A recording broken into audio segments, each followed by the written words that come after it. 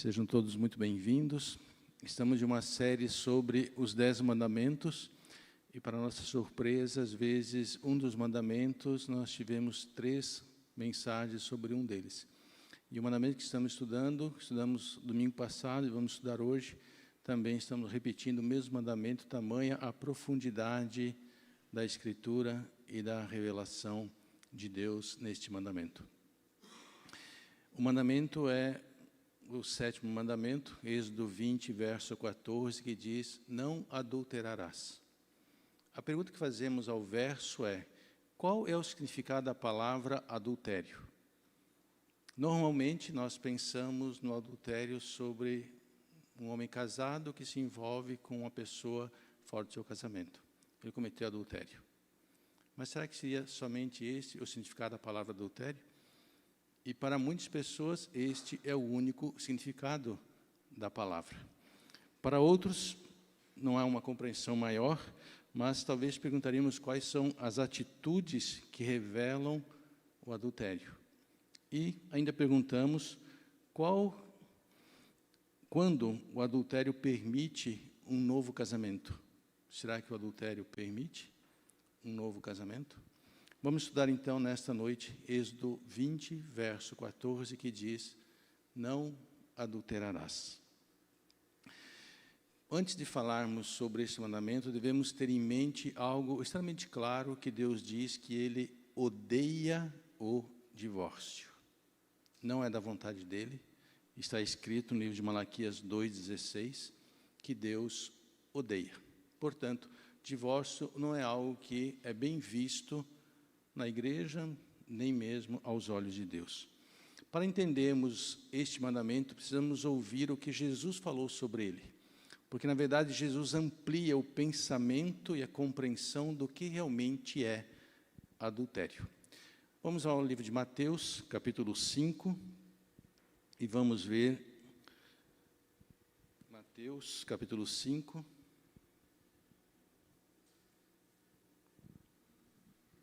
o verso 23. Aliás, verso 32. Mateus, capítulo 5, o verso 32, Jesus disse assim, eu, porém, vos digo. No verso 31, ele diz, também foi dito, aquele que repudiar sua mulher, dá-lhe carta de divórcio. Portanto, Jesus está falando justamente sobre o mandamento da lei de Moisés. Eu, porém, vos digo, disse Jesus, qualquer que repudiar sua mulher, exceto em caso de relações sexuais ilícitas, a expõe a tornar-se adúltera. E aquele que casar com a repudiada, comete adultério, disse Jesus. E repete essas palavras em Êxodo 19, verso 9. A primeira pergunta que fazemos ao texto para compreendê-lo é, o que Jesus quis dizer com repudiar a mulher? Nós, ao olharmos para o contexto da época, víamos que uma mulher era desprezada apenas se ela não fizesse bem os alimentos. Se o homem tivesse casado com ela e não gostasse do gênio dela, ele podia mandá-la embora e dar carta de divórcio. Mas o que Jesus quer dizer com repudiar? Qual o significado dessa palavra tão importante que está aí e que ela cria base para a nossa compreensão do mandamento de Êxodo 20? Repudiar é a mesma palavra para divórcio, no grego apolou, e quer dizer você soltar, você deixar livre, você deixar ir. Na verdade, é você libertar a pessoa. No contexto atual, é como se Jesus tivesse dito, aquele que divorciar a sua mulher, a não ser por relações sexuais ilícitas. Portanto, repudiar é deixar ir. Então, o adultério, divorciar seria deixar livre, deixar ir. E Jesus diz que somente numa questão de relações sexuais ilícitas era possível deixar a mulher ir. Mas o que Jesus tinha em mente ao falar isso? Qual é a palavra grega que Cristo usa para dizer relações sexuais ilícitas? Ele não fala uma relação, mas ele fala relações, portanto é mais do que uma. Jesus usa uma palavra para várias definições. ou para vários significados, ou para várias compreensões. E a palavra que ele usa é porneia. Essa é a palavra. Portanto, ele dizendo, aquele que repudiar a sua mulher por causa de porneia, é a única razão que tem para deixar. Então, qual é o significado dessa palavra no grego? É que ela amplia o nosso conhecimento. Porneia é uma palavra que significa renunciar à pureza sexual. Porneia é a palavra grega mais geral para todas as relações sexuais ilícitas. É essa palavra que Cristo usa para todas as relações. Portanto, a palavra que Jesus usa, porneia, significa imoralidade sexual.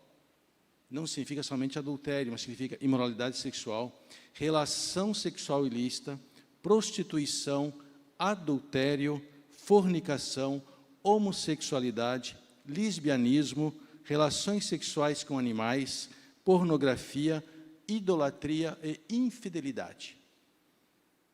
Tudo isso está no mandamento, não adulterarás.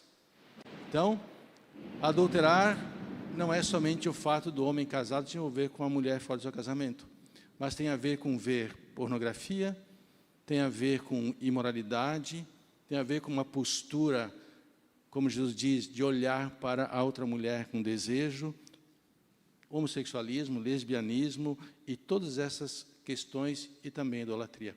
Tudo isso é não adulterarás. Profundo pensamento. A amplitude que Jesus dá ao mandamento é enorme.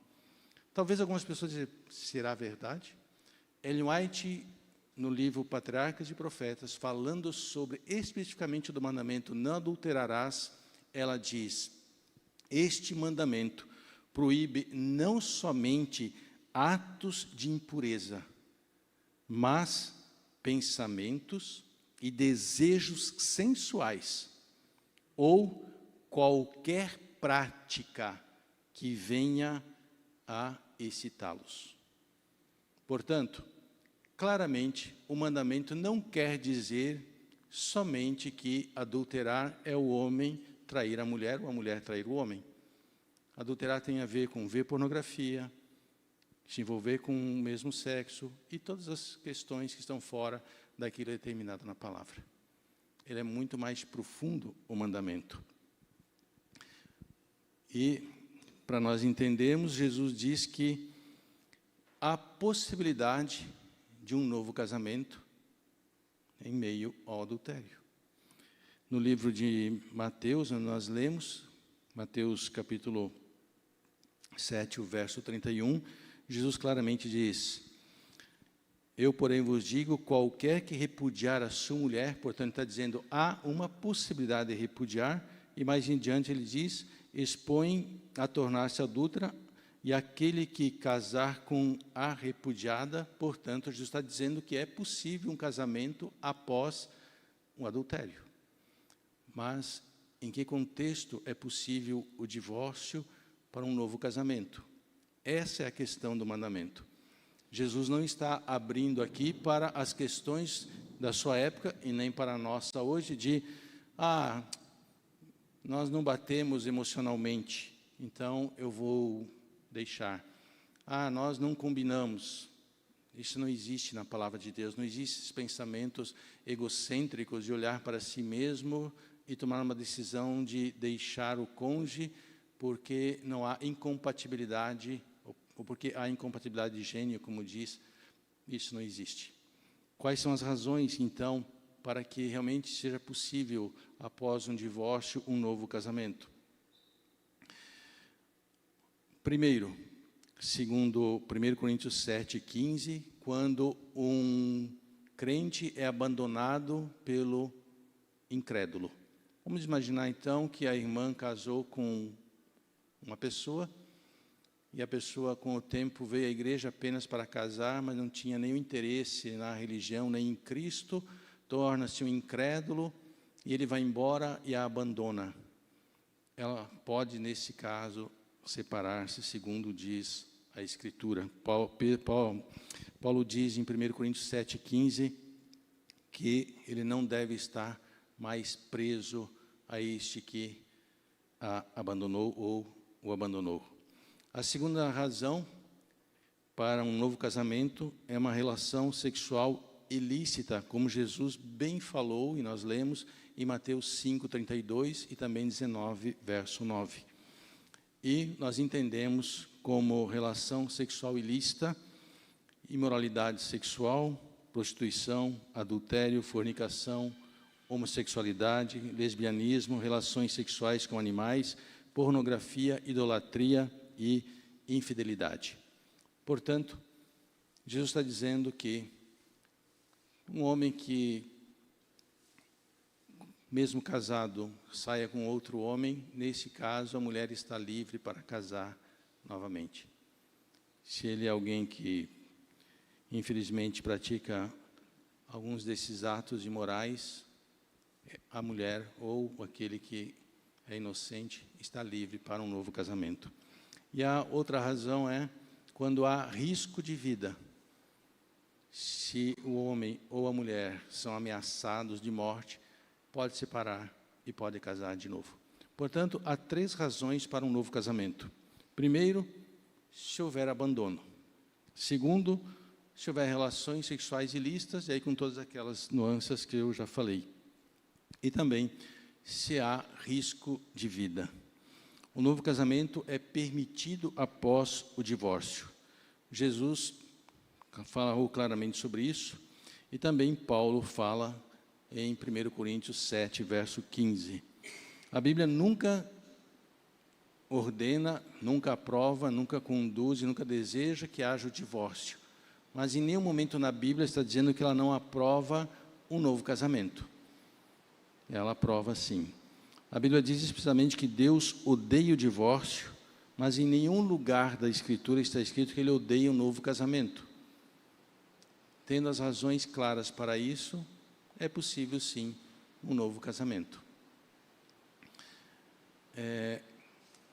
Sempre na religião cristã, a conduta a ser seguida sempre é uma conduta de perdão e reconciliação.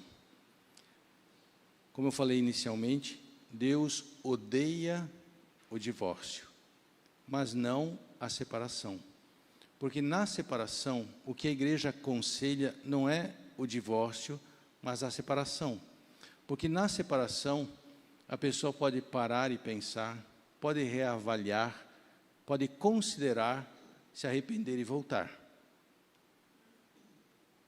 Ou a pessoa pode decidir não mais voltar às suas práticas, a não abandonar o que estava fazendo, continuar no seu erro, e assim ele decide o seu destino e confirma que sim, que o melhor caminho neste caso seria, infelizmente, o divórcio.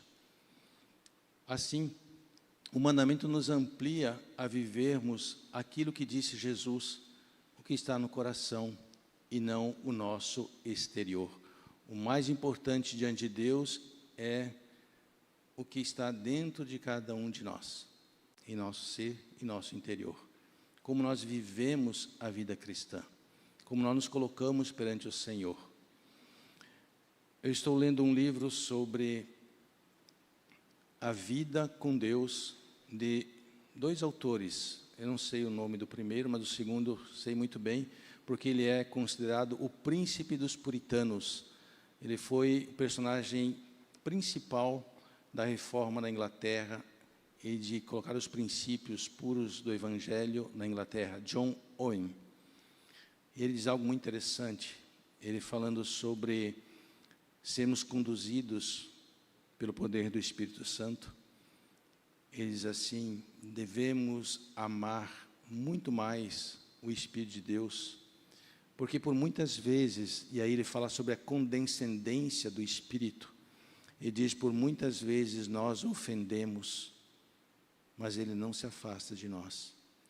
Por muitas e muitas vezes nós entristecemos o Espírito Santo, mas Ele não deixa de nos amar e estar perto de nós. Por muitas e muitas vezes nós o maltratamos, nós o magoamos, e Ele continua sendo o mesmo Deus amorável e bondoso e habita em nós. Há uma condescendência enorme no Espírito para nos levar a viver esta vida que Deus quer que nós vivamos. Todos os mandamentos, ao estudarmos domingo a domingo esses mandamentos, nós percebemos uma grande verdade. A verdade é que todos eles nos levam a uma união com o nosso Deus. Todos eles nos levam para perto de Deus. Todos eles nos levam a uma certeza de que Deus deseja uma vida para nós que seja diferente, completamente diferente da vida do mundo. John Owen completa dizendo: o espírito do mundo é o espírito que nos leva para longe da Escritura e da oração. Você não precisa da Bíblia.